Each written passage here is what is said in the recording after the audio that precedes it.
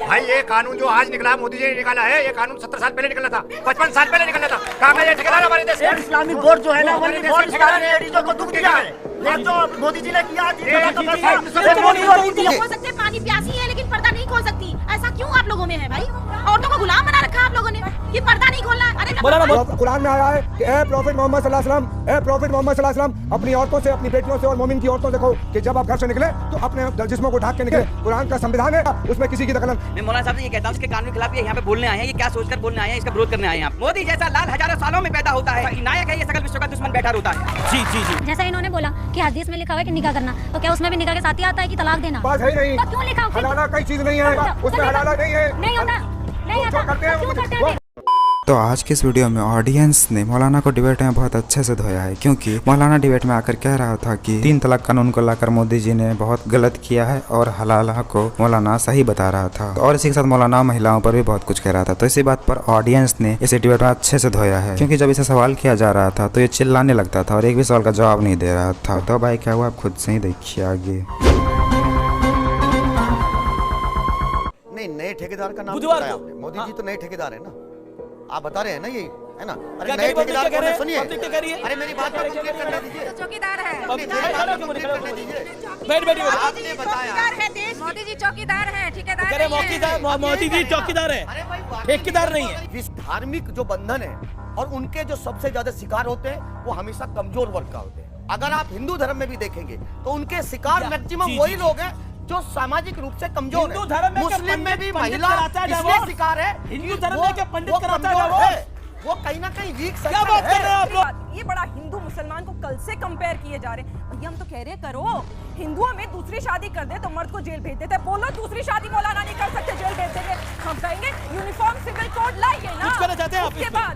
जी जी जी, बोलो बोलो बोलो बेटा, क्या कहना चाहते हो? जी जी करो, बता, बोलिए। देखिए बोल भी नहीं पाती है महिलाएं, आपको आप वाकई लोगों को आपको सोचना चाहिए, बोलिए।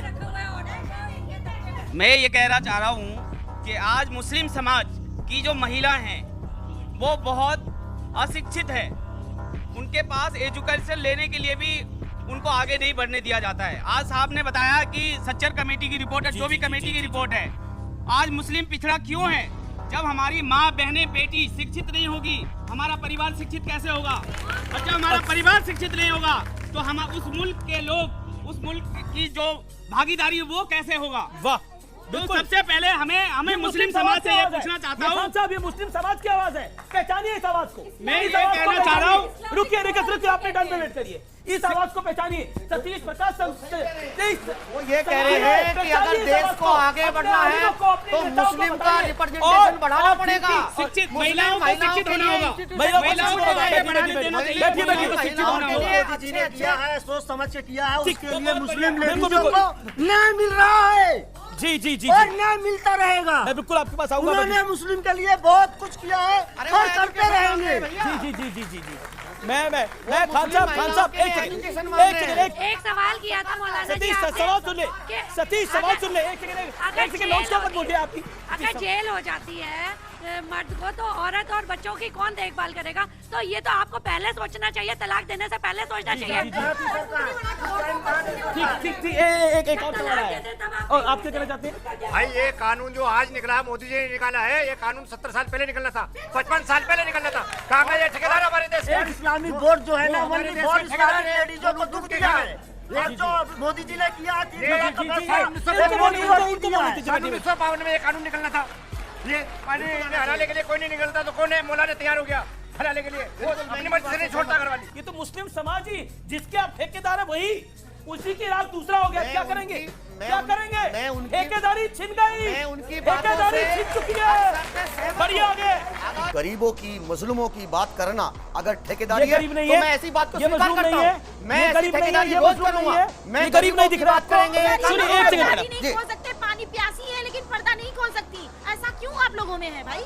औरतों को गुलाम बना रखा आप लोगों ने कि पर्दा नहीं खोलना। अरे मौलाना साहब, एक सवाल मेरी जहन में आ रहा है जो है वो काबिल धार्मिक जैसे व्यवस्था नहीं है। देखिए, मैं ऐलान नहीं करूंगा, जो अल्लाह ने कह रखा है संविधान वो अल्लाह रब्बुल आलमीन है।